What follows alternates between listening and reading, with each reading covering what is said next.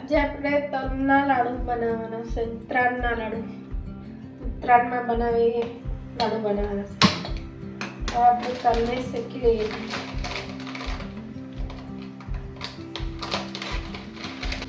આ 1 કિલો છે. 1 કિલોની ચોખ્ખી છે. આ ચોખ્ખી જ આવે. આમાં કોઈ સાફ કરવાની પડે.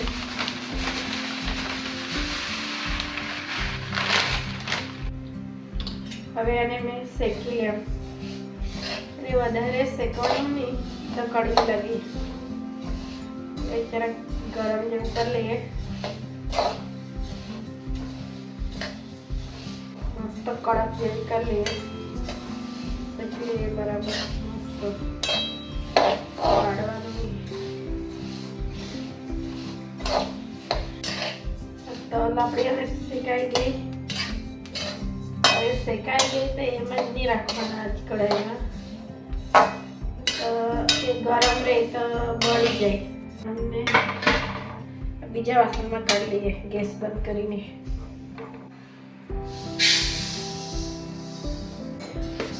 હવે એને ઠંડુ થવા દે થોડી વાર. હવે આપણે ગોળને કાપી લઈએ.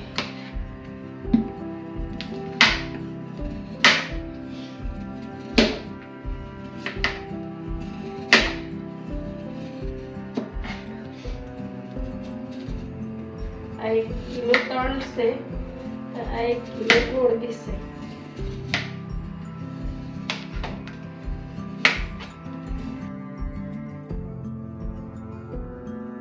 દર વર્ષે ઉત્તરાયણમાં તલના લાડુ તો બનાવે જ.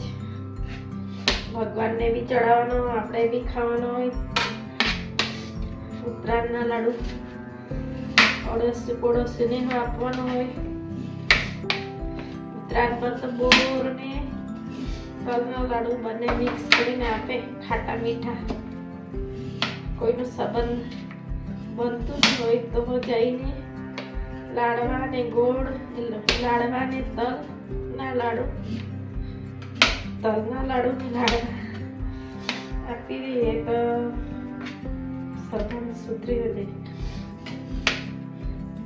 આપણે પાક માટે 4-5 ચમચી ઘી નાખી દઈએ. આ ગોળ મેં કાપી મૂકેલો તે.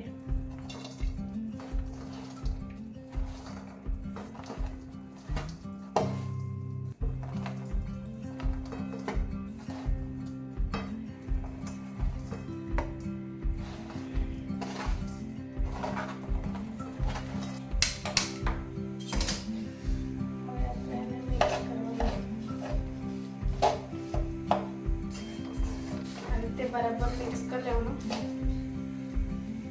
તારવાળી ચાસણી નહીં બનાવવાનું. તારવાળી ચાસણી બનાવવાની ત્યારે તો તૂટે બધું. ખાલી પીગળાવી લેવાનો. જ્યારે કે ગોટી જેવું થોડું મંડાય. નાની નાની લાડુ જેવું બનાવી બંધ કરી દેવાનું. એક તારની ચાસણી એવું બધું બનાવીએ ત્યારે લાડુ તૂટે નહીં. આપણાથી ચવાય પથ્થર જેવા બની જાય. ખાવાની મજા નહીં મળે.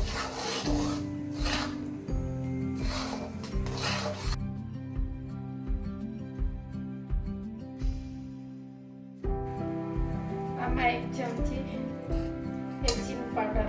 એના બહુ મસ્ત ટેસ્ટ આવે. હવે એમાં આપણે તલ નાખી દઈએ.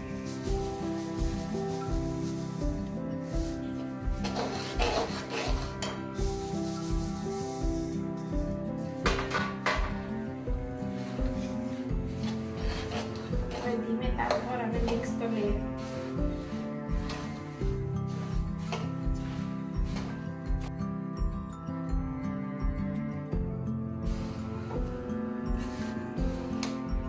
બીજા પ્રકારના બનાવવાની છે.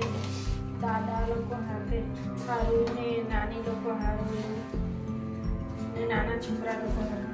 એને જરાક મિક્સરમાં ક્રોસ કરી લેવાનું છે. બીજી બધી વસ્તુ નાખવાના છે એમાં. કેમ કે શરદી ખાંસી નહીં થઈ શકે એના હાથ બનાવવા છે. નાના છોકરા ખાય તો શરદી ખાંસી થઈ શકે તો મેં એના હાથ બીજા અલગથી જ બનાવવાનું છે.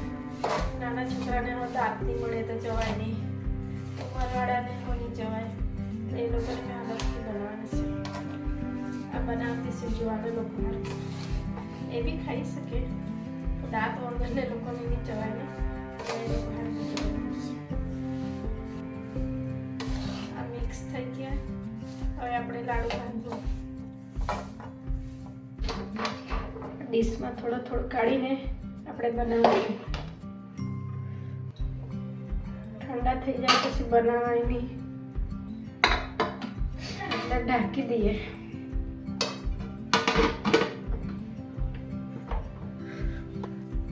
થોડું હાથને પાણી લગાડી લેવાના. આવી રીતે નાના બનાવવાના. એમ બી મોટા બનાવાય તો તું ખાઈને બધું મૂકી રાખીએ.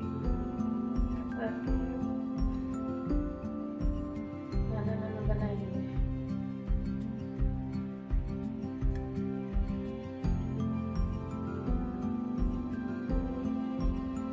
આવી રીતે બનાવીને આ ડીશમાં મૂકવાનું. હવે થોડા જ બનાવવાનું બાકી છે. ફટાફટ બનાવી કરું. એક બાજુ બનાવતી જાઉં, એક બાજુ ગોઠાવતી જતી છું. આવી રીતે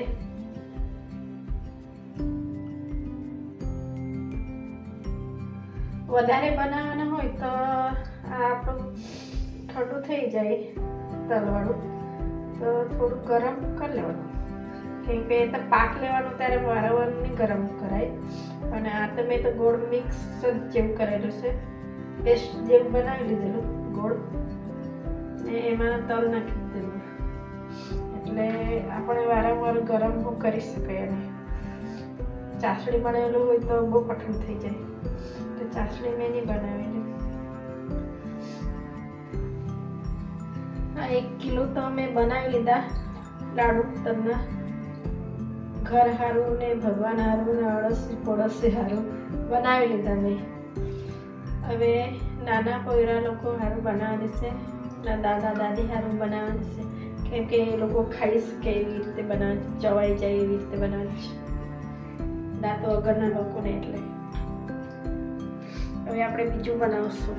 આપણે શેકી લઈએ આ તલને. એક જ રીતનો 2 પ્રકારનો મેં બનાવ્યું. અને આપણે શેકીને ઠંડુ પાડીને મિક્સરમાં ક્રશ કરી લેવાના છે.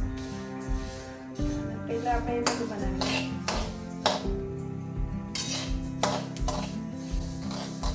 શેકાઈ ગયા તો આપણે ગેસને બંધ કરી દઈએ અને ઠંડુ પાડવા મૂકીએ. એટલી વાર આપણે બીજું કંઈક કરીએ. આનાથી આપણે તરકારીમાં ફેરી લઈએ. કેમ કે કઢાઈમાં રાખવું તો પડી જશે. કઢાઈ ગરમ હોય એટલે ઠંડુ કરવા મૂકીએ. ચૂલા પર આપણે બીજું કંઈ કામ કરીશું. એ લોકો હારું બનાવવાને એમાં મેં બદામ નાખવાની છે શેકીને, અને આ કાજુ, આ જીરા ને આ હળદર ને અજમો એ નાખવાની છે. આ આદુનો સૂંઠ શેકી કાઢવાની છે અને પછી ક્રશ કરવાની છે. અને આટલી તુલસી, એટલે શરદી ખાંસી કંઈ નહીં થાય. એ લોકો કેટલું બી ખાય તો એ લોકોને પચી જાય બધું. ને આટલું જાયફળ, આટલાને બધાને મેં શેકી લેવાની, પછી મિક્સરમાં ક્રશ કરી લેવાની. એમાં 2 ચમચી ઘી નાખી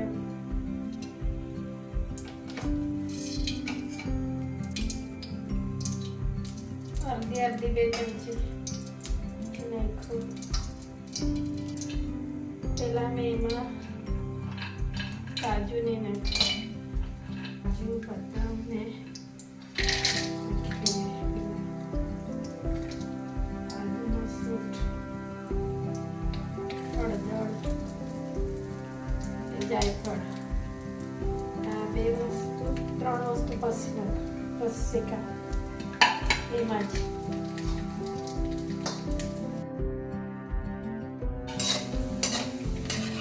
શેકાઈ ગયા, હવે એને કાઢી દેવું.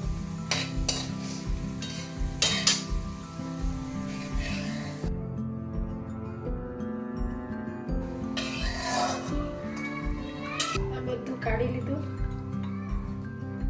હવે એમાં જીરા નાખી દઈએ,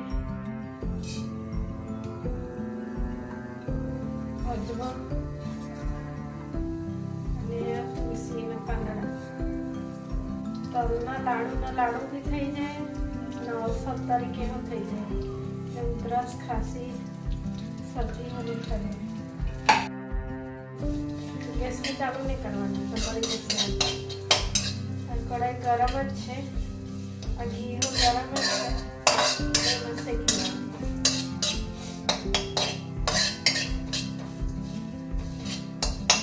વધારે નહીં શેકવાનું, એટલે ખાલી થોડું કાચું જેવું હોય તે કચાશ નીકળી જાય એટલું. તો શેકાઈ ગયું, એને પણ આપણે કાઢી લઈએ. સાથે જ એને પછી મિક્સરમાં ક્રશ કરી લઈએ. કઢાઈ ગયું બધું, એટલે ઠંડુ પાડીને મિક્સરમાં ક્રશ કરી લેવું. હવે ગોળને પીગળાવી લેવું. ગેસ ચાલુ કરી એમાં આપણે થોડું ઘી નાખવાનું. એ 2-3 ચમચી હશે, 3 ચમચી હશે.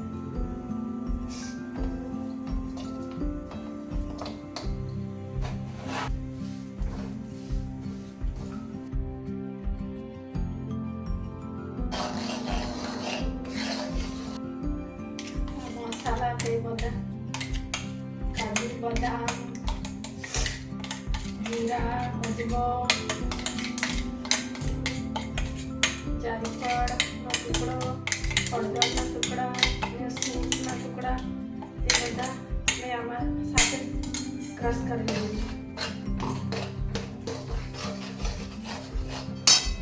અને આ તલનું માવું એને બી તલને મેં ક્રશ કરી લીધું શેકીને. ખાલી આને મિક્સ કરી લેવાનું, બરાબર આ પેસ્ટને મિક્સ કરવાનું. બસ